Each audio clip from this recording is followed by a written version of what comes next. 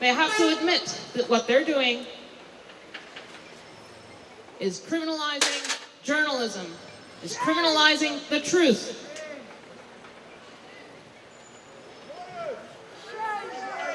They are liars, they are criminals, and they are persecuting the journalists who expose them.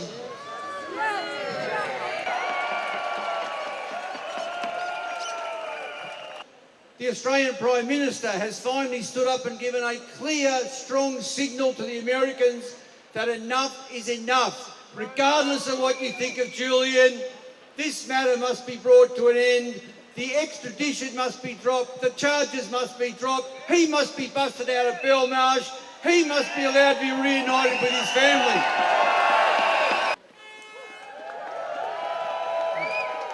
Hey everyone, thanks again for coming out.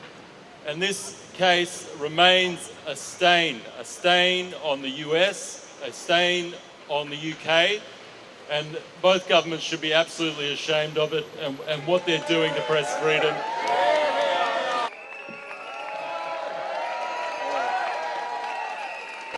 Julian has spent over 14 years in one form of incarceration or another. Are you good with that? No! All of Julian's human rights suspended.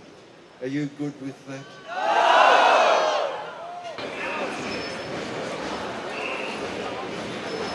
Julian is an Australian citizen. He's a constituent.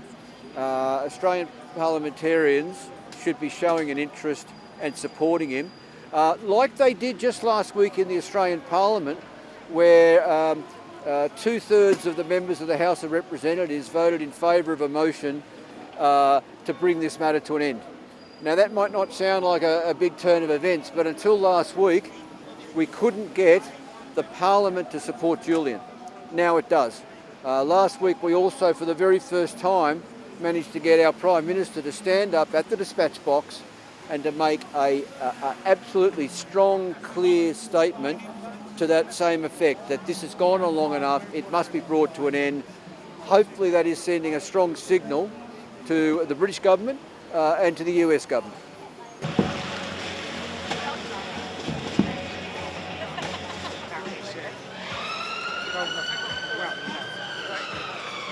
Global capital, and people like Julian Assange are the exceptions, the ones who pay the price. Recycled from official statements, press releases, social media.